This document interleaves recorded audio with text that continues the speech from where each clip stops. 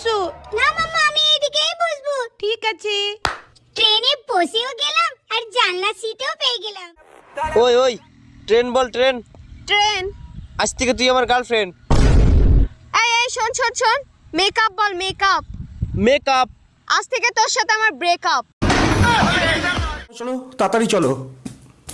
এবার বাড়ি চলে এসেছি, মাস্কটাকে খুলে ফেলো এবার।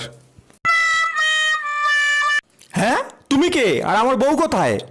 আপনি তো আমাকে বাজার থেকে টানতে টানতে হাত ধরে নিয়ে আসলেন।